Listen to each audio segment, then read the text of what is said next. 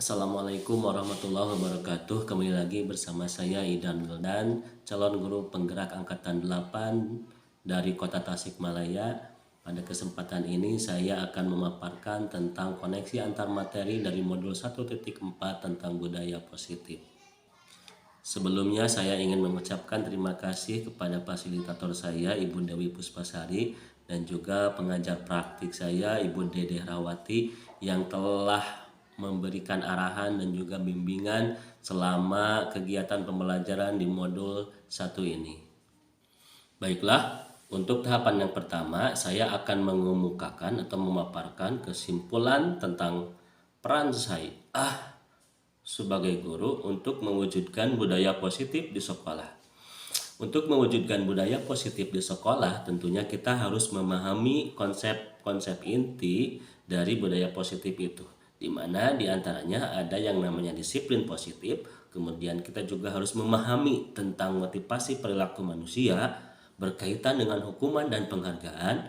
Dan yang ketiga tentang posisi kontrol seorang guru. Kemudian selanjutnya ada pembuatan keyakinan sekolah atau kelas, dan yang terakhir penerapan segitiga restitusi dalam penyelesaian masalah. Untuk yang pertama, disiplin positif. Disiplin positif merupakan cara penerapan disiplin yang mengajarkan anak untuk dapat bertanggung jawab dan menumbuhkan kesadaran diri berdasarkan nilai-nilai kebajikan. Disiplin positif lebih ke arah disiplin diri yang dapat mengontrol diri dalam melakukan segala tindakan. Disiplin diri ini dapat membuat murid lebih memahami dan menyadari berdasarkan motivasi internal, bukan akibat paksaan atau pujian atau juga hukuman. Yang kedua, guru juga harus memahami tentang motivasi perilaku manusia. Ada 3 motivasi perilaku manusia. Yang pertama, untuk menghindari ketidaknyamanan atau hukuman. Yang kedua, untuk mendapatkan imbalan atau penghargaan dari orang lain. Dan yang ketiga, untuk menjadi orang yang mereka inginkan dan menghargai diri sendiri dengan nilai-nilai yang mereka percaya. Nah, dari ketiga motivasi perilaku manusia yang disebutkan tadi, maka apabila guru ingin mewujudkan atau menumbuhkan budaya positif di kelas atau di sekolah, maka penting bagi guru itu untuk menumbuhkan motivasi yang ketiga, yaitu untuk menjadi orang yang mereka inginkan dan menghargai diri sendiri dengan nilai-nilai yang mereka percaya. Nah, inilah motivasi yang harus ada di peserta didik dalam mendasari sebuah tindakan mereka. Jadi mereka benar-benar termotivasi dari dalam diri mereka, bukan termotivasi karena ketakutan akan mendapat hukuman ataupun keinginan untuk mendapatkan penghargaan. Nah, untuk berikutnya yaitu ada yang namanya posisi kontrol seorang guru. Ada 5 posisi kontrol seorang guru. Yang pertama sebagai penghukum, yang kedua sebagai pembuat rasa bersalah, yang ketiga sebagai teman, yang keempat sebagai pemantau, dan yang kelima sebagai manajer. Di antara kelima posisi kontrol ini, yang terbaik bagi seorang guru adalah posisi kontrol sebagai manajer. Sebab seorang manajer, guru sebagai seorang manajer, guru berbuat sesuatu bersama murid, mempersilahkan murid mempertanggungjawabkan perilakunya, dan mendukung murid agar dapat menemukan solusi atas permasalahannya sendiri.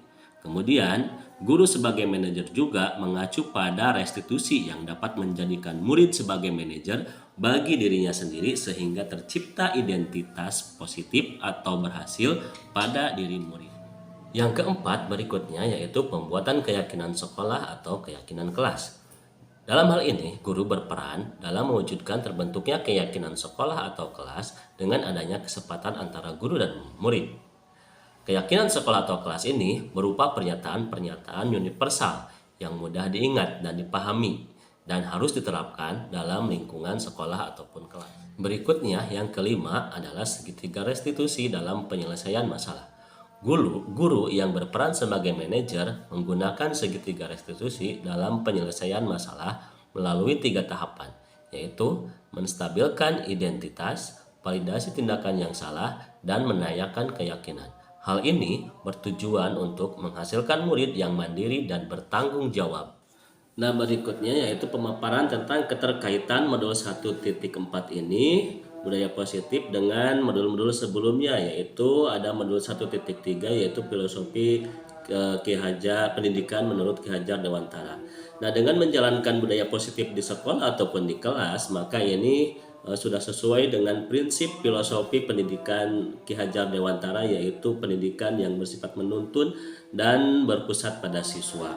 Nah, dengan dijalankannya juga budaya positif di sekolah ini akan mempermudah tercapainya tujuan pendidikan nasional yang sesuai dengan prinsip Ki Hajar Dewantara, yaitu menuntun tumbuh atau hidupnya kekuatan kodrat yang ada pada murid. Selanjutnya, budaya positif ini dapat terwujud apabila guru-guru di sekolah ini memiliki nilai dan peran sebagai guru penggerak, di mana 5 nilai guru penggerak ini yaitu diantaranya berpihak pada murid, mandiri, reflektif, kolaboratif, dan inovatif. Nah, ini berarti adanya keterkaitan antara budaya positif dengan modul 1.2 yaitu nilai dan peran guru penggerak. Selain itu, budaya positif ini juga dapat terwujud apabila adanya dorongan kolaborasi antar semua warga sekolah, dengan adanya keyakinan sekolah yang harus disepakati dan dijalankan bersama.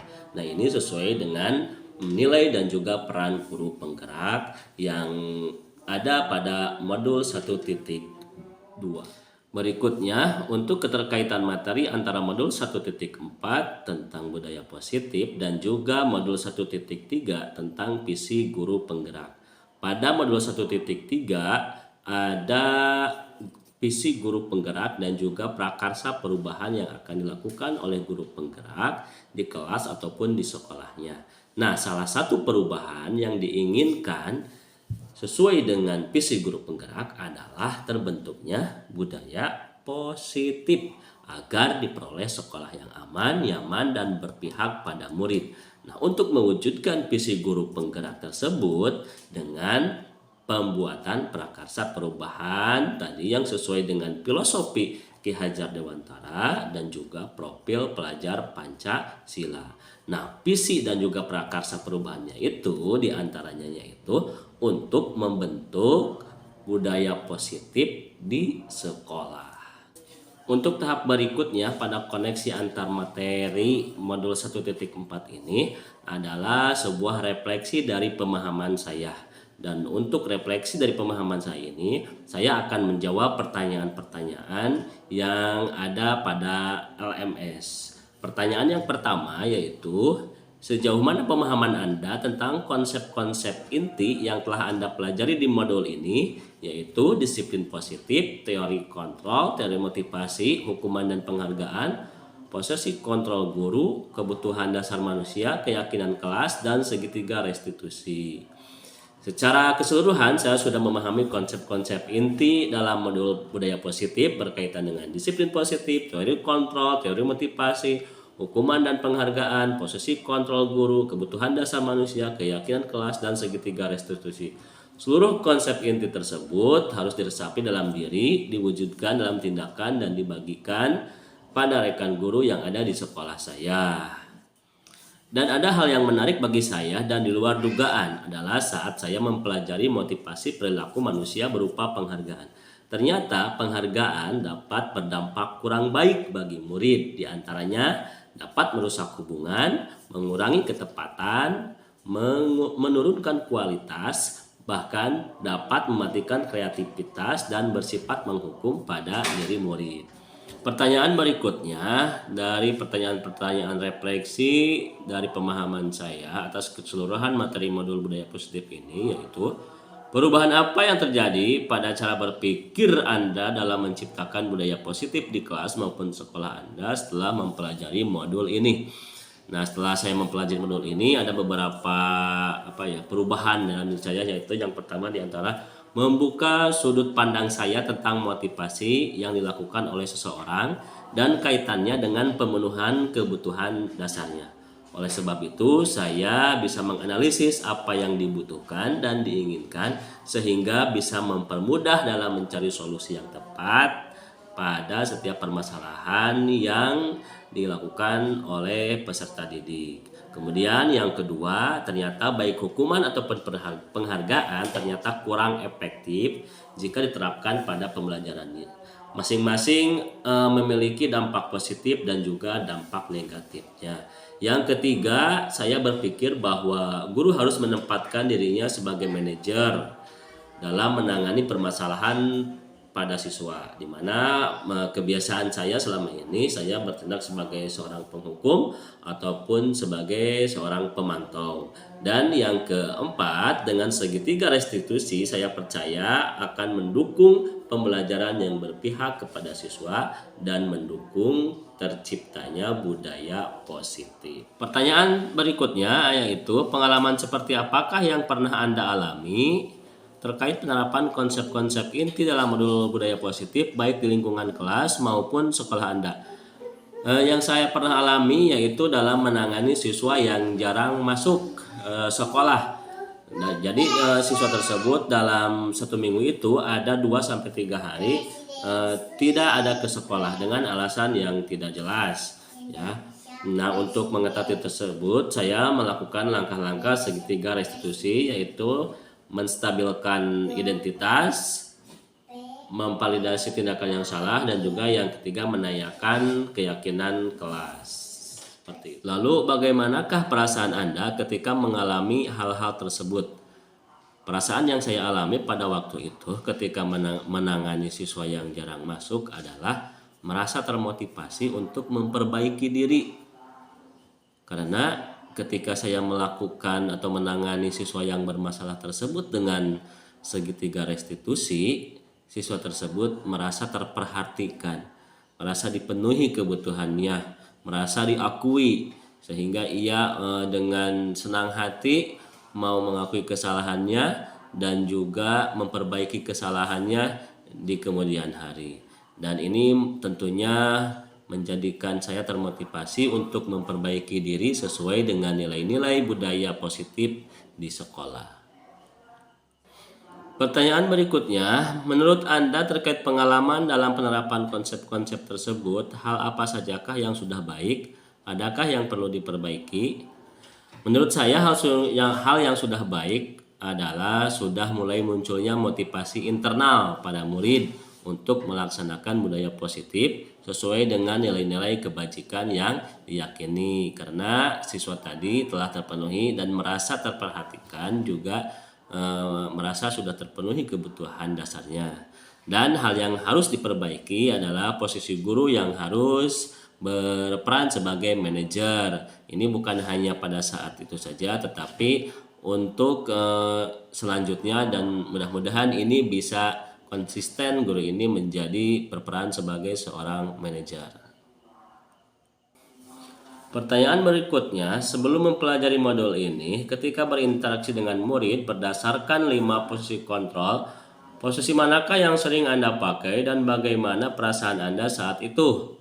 Setelah mempelajari modul ini, posisi apa yang Anda pakai dan bagaimana perasaan Anda sekarang, apa perbedaannya? Nah, sebelum mempelajari modul ini, saya sering bertindak sebagai penghukum atau pemantau. Adapun yang saya rasakan ketika saya menghukum seorang siswa, ada rasa marah tentunya ya sebelumnya. Adapun setelahnya itu saya ada sedikit merasa bersalah ya, karena melihat ekspresi muka siswa juga itu kelihatannya tidak senang, merasa terbebani, dan juga terlihat siswanya itu rendah diri, meskipun ada kecenderungan mau mengubah sikapnya.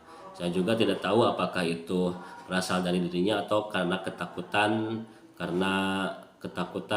mendapatkan hukuman. Ya, tapi setelah saya mempelajari modul ini, saya insya Allah akan bertindak sebagai seorang manajer, di mana seorang manajer dalam penyelesaian masalahnya melakukan tahapan segitiga restitusi, yaitu menstabilkan identitas, kemudian memvalidasi tindakan yang salah, dan menanyakan keyakinan kelas. Nah, perasaan saya menjadi tenang dan saya mulai menyadari pentingnya komunikasi yang efektif untuk menumbuhkan rasa tanggung jawab pada diri murid. Pertanyaan berikutnya yaitu, sebelum mempelajari modul ini, pernahkah Anda menerapkan segitiga restitusi ketika menghadapi permasalahan murid Anda? Jika iya, tahap mana yang Anda praktekkan dan bagaimana Anda mempraktekannya? Sebelum mempelajari modul ini, saya pernah menangani siswa bermasalah, dan saya pikir setelah mempelajari modul ini, pada waktu itu saya telah menerapkan segitiga restitusi, namun tidak keseluruhan tahap. Hanya 2 tahap yang saya praktekkan, yaitu yang pertama menstabilkan identitas dengan cara berbicara ya. Semua orang pernah berbuat kesalahan, bukan hanya kamu saja. Dan yang kedua, validasi tindakan yang salah, yaitu dengan cara menanyakan alasan mengapa kamu itu melakukan kesalahan.